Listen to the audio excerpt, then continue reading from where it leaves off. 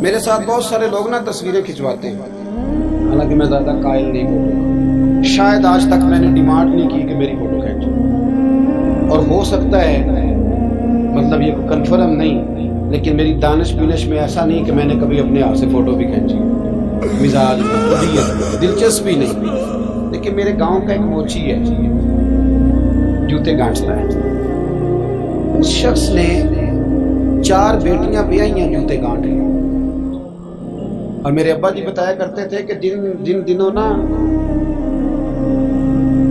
ڈھیلا چونی جوتا گانٹ، اب تو جوتے کوئی گنڈواتا ہی نہیں، اب تو گانٹنے کا رواج ہی نہیں، اب تو بچے نئے لیتے ہیں۔ تو جوتا گانٹنے کے لیے جب اس کو دیتے تھے تو چونی اگر اس کی ہوتی تھی نا تو اس کو کہتے تھے روپیہ تو رکھ لے، تو کہتا کیوں رکھو جی، میری چونیاں تو میں نے چونی لے لی، اور ناراض ہو جاتا تھا۔ 4 بیٹیوں کی شادی کی ہے اس نے، پھر اللہ نے اسے عمرہ بھی کرایا، اور آج بھی وہیں بیٹھا ہے۔ تو میں جب گاؤں جاتا تو میں کہتا ہوں چاچا میں تیرے ساتھ تصویر کھنچوانی ہے، تو مجھے کہتے ہیں پتر میرا تو منہ بھی نہیں تو گیا میرے ساتھ فوٹو، تو میں کہتا ہوں یار تو ایک انسان ہے، تو ایک مثال ہے، جس بندے نے ہاتھ پھیلانے سے نفرت کی ہو، اب تو چندہ ہی چندہ رہ گیا ہے، چندہ ہی چندہ۔ اس کے علاوہ اللہ معاف کرے کوئی دوسری شے۔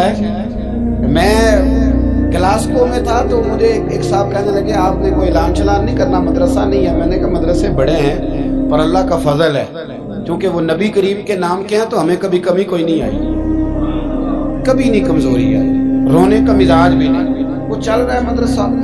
تو میں نے کہا آپ کیا سمجھتے ہیں جو یہاں آیا ہے وہ چندے لے نہیں آیا ہے؟ کیا مزاج آپ لوگوں نے بنا رہے، اس سے نکلیں۔ تو بھی کوئی قومیں ہوتی ہیں جو ہر وقت ہاتھ پھیلا کے رکھتی ہیں۔ قرآن مجید نے صحابہ کی تعریف کی، لا یسألون الناس الحافا، وہ لپٹ لپٹ کر سوال نہیں کرتے۔ یہ صحابہ صفا کی بات کی قرآن پاک نے، لپٹ لپٹ کر سوال، خبردار تھوڑے پہ گزارا کرنا سیکھو، عزت کی زندگی جیو گے۔ اور نوجوان بالخصوص یاد رکھیں، اگر وقار سے جینا ہے، سر اٹھا کے جینا ہے اور مطمئن زندگی گزارنی ہے تو پھر اس بات پہ راضی ہو جاؤ جو اللہ نے ہمیں عطا کیا۔ پھر تیرا 5 مرلے کا مکان، اگر تو نے فراڈ کا مکان خریدا ہے نا 6 کنال کا، تو اس سے تیرا 5 مرلے کا وقار والا گھر بڑا شاندار۔ عزت کے ساتھ اگر جینا چاہتے ہو، آتم تائی سے کسی نے کہا تھا کبھی تو نے اپنے سے بڑا سخی بھی دیکھا ہے؟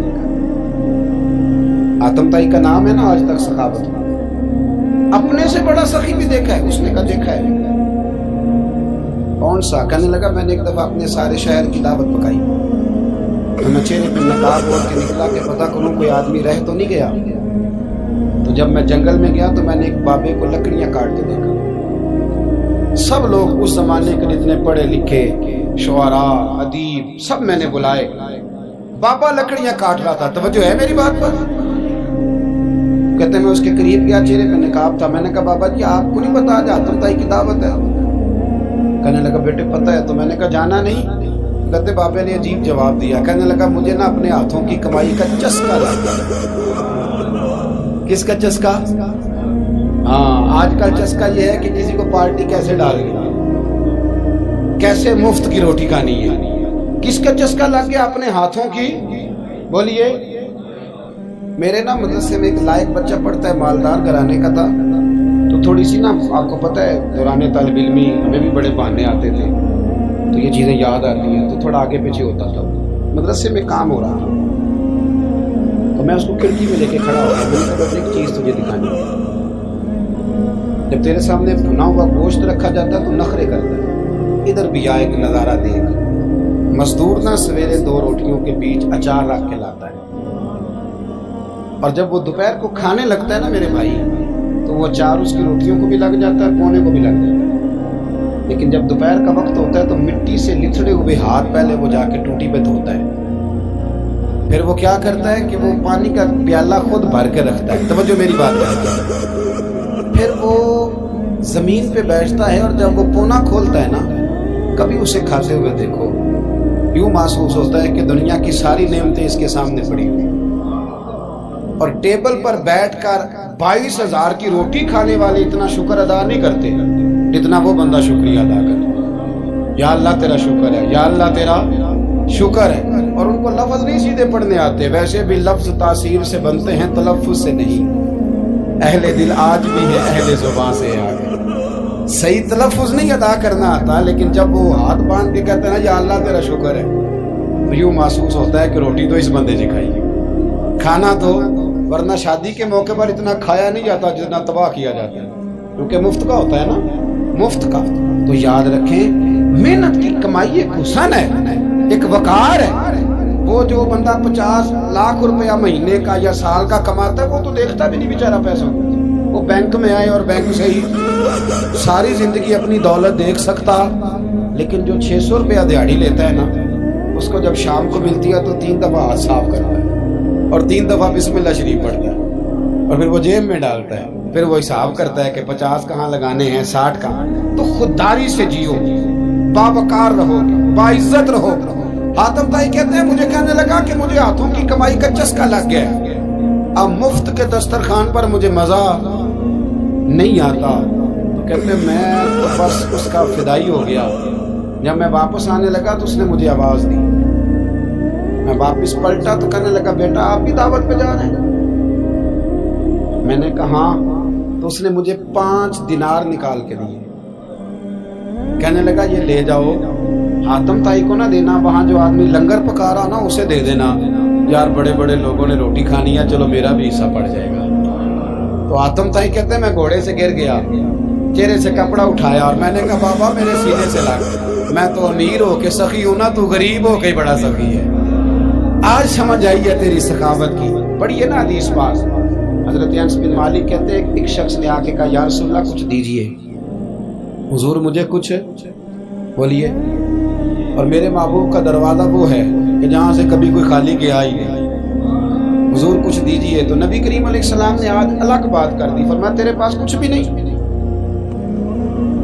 اس نے کہا حضور میرے گھر میں ایک پیالہ ہے اور ایک کمبل ہے اوڑھنے کا. اتنا غریب کو بندہ اس وقت بیٹھے محفل میں جس کے گھر میں ایک ہی پیالہ ہو. جو چپ ہے ان کے بارے میں کیا نظریہ اختیار کرو. کوئی ایسا غریب جس کے گھر میں ایک ہی پیالہ ہو، صرف ایک ہی کمبل ہو، لیکن یہاں بیٹھے میرے سمیت ہر تیسرے بندے کو آپ پوچھ لیں کہ حالات کیا ہیں تو کہے گا دعا کرو. بڑی مشکل ہے. اتنا غریب کوئی بندہ موجود ہے، لیکن آپ کسی کو پوچھ لیں وہ کہے گا جی بس دعا کریں. کوئی ایسا پیر مل جائے جو مجھے اللہ دین کا چراغ دے دے تاکہ نوٹ کسی طریقے آ جائے. اور وہ نعت ہاں جو کہتا ہے کہ کون دیتا ہے دینے کو منہ چاہیے، دینے والا ہے سچا، وہ بھی کہتا ہے پہلے 25,000 دو. کوئی تو اسٹیج پہ تو کہہ رہا تھا حضور دیتے ہیں، اور یہاں جب تک تیرے اکاؤنٹ میں نہ جائیں تیرا کام ہی نہیں چلتا. عجیب تماشا ہے. ایک صاحب نے بڑی دور سے مجھے فون کیا، کہنے لگے ٹائم دے دے. میں نے کہا جی میں آ جاؤں گا، فارغ ہوتا ہوں تو آ جایا کرتا ہوں، مسئلہ نہیں ہے، ہم اتنے بڑے لوگ ہی نہیں، آ جائیں گے. کہنے لگا جی آپ بتائیں مطلب اکاؤنٹ نمبر دے دیں. میں نے کہا یار آپ نے غلط جگہ فون کر لیا، میں نے تو بتایا کہ وہ تو بڑے لوگ ہوتے ہیں، تو ہمیں پتہ ہے اپنی حیثیت کا، انشاءاللہ حاضر ہو جائیں گے، آپ سے بات ہوگی. کہنے لگے نہیں آپ کو تو کچھ بتانا ہی پڑے گا، کچھ بتائیں کچھ بتائیں. میں نے کہا کچھ بھی نہیں، میں انشاءاللہ حاضر ہوں گا. اللہ نے مجھے توفیق دی ہے، میں شام کو بڑی زبردست کھانا اپنے بچوں میں اچھا بیٹھ کے کھاتا ہوں. ایک گاڑی ہے جس پہ سفر کرتا ہوں، اگرچہ مکان میرا 2 کمروں کا ہے، اور کبھی اللہ تعالیٰ نے میرے دل میں یہ تمنا پیدا نہیں کی کہ کوئی بہت بڑا ہو تو گزارا صحیح ہو. میں بڑی اطمینان بخش زندگی گزارتا ہوں، تو میں آ جاؤں گا. کہنے لگے نہیں تہاڈی مہربانی کچھ دسو. میں کہا 3 کروڑ روپیہ دے چھوڑ. کتنا جی؟ اللہ جانتا ہے ہنسانے کے لیے بات نہیں کر رہا، اور مسجد میں اونچا ہنسے بھی نہ. کتنے دیں؟ جی یہ تو آپ نے کیا کہہ دیا. میں نے کہا یار اگر میں نے اپنے لفظ ہی بیچنے ہیں تو اب میں 25-40 ہزار میں بیچ دوں. میں تو سمجھتا ہوں کہ نبی پاک کا فرمان بڑا قیمتی ہے، تو ریٹ لگاؤں تو میری حیثیت یہ ہو کہ 40,000 روپیہ. اگر میں نے بکنا ہی ہے تو وہ ریٹ تو لوں نا.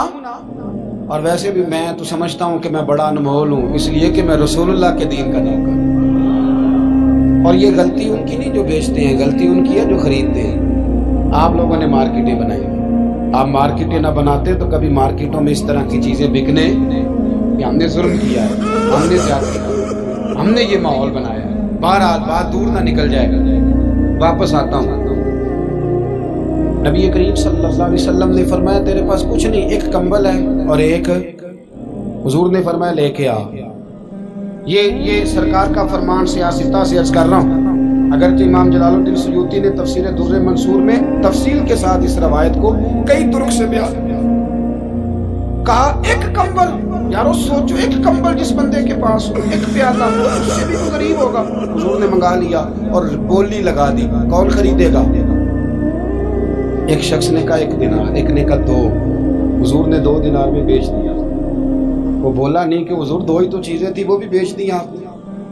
اللہ کے رسول نے فرمایا 1 دینار کا کھانا لے جاؤ اور 1 دینار کا کلاڑا خرید کے لاؤ۔ وہ لائے۔ حضرت انس کہتے ہیں بندہ بڑے نصیبوں والا تھا۔ وہ جب کلاڑا خرید کے لایا تو اس میں دستہ میرے نبی نے دستے مبارک سے لگایا، حضور نے دستہ لگایا اور فرمایا یہ لے جنگل میں جا۔ مسلمانوں، یہ میرے رسول اللہ کی تعلیم ہے۔ نوجوانوں غور کرو، اگر معاشرے کو سنوارنا ہے تو اس چیز پر محنت کرو۔ فرمایا یہ کلاڑا پکڑ، رسی پکڑ، جنگل میں جا، لکڑیاں کاٹ کے لا، کھا بھی اور کھلا بھی، پہن بھی اور پہنا بھی، جا۔ حضور نے فرمایا 15 دن مجھے نظر نہ آنا، جا کام کر، جا محنت کرنا ہے، اسلام کا شیوا ہے۔ آج پوری دنیا میں ہمارا کشکول مشہور ہے، دھوکہ معروف ہے۔ لوگ کہتے ہیں کہ انہوں نے ایسے ایسے، ہم نے طریقے غیروں سے پیسے نکالنے کے اختیار کیے، ایسے طریقے کہ کبھی سنیں تو شرم سے سر جھک جاتا ہے۔ یہ معیار ہوتا ہے اعلیٰ قوموں کا کہ وہ چندوں پہ زندگی گزاریں، وہ مانگ کر کے کھائیں، یہ معیار ہوتا ہے۔ کسی کونے پہ بریک لگتی ہے تو آپ دیکھیں مانگنے والے کتنے زور و شور سے آتے، خدا را محنت کی عادت۔ وہ صحابی چلے گئے، 15 دن کے بعد آئے۔ یہ لفظ امام سیوطی نے لکھے، 15 دنوں کے بعد آئے تو حضور نے فرمایا تیرا حال کیا ہے؟ حضرت انس کہتے ہیں مجھے بھی تجسس تھا کہ پتہ تو چلے، تو وہ مسکرائے، عرض کرنے لگے یا رسول اللہ پہلے 1 پیالہ تھا، اب سارے گھر کے برتن بن گئے۔ یا رسول اللہ برکت آپ کی ہے، پہلے 1 کمبل تھا، اب سارے گھر کے بستر بن گئے۔ اور امام سیوطی کہتے ہیں انہوں نے جیب میں ہاتھ ڈالا تو 10 دینار نکالے، عرض کی حضور رکھ لے، میں اصحاب صفا کے لنگر میں حصہ ڈالنے آیا، یہ قبول کر لے مجھ سے، مہربانی فرمائیں۔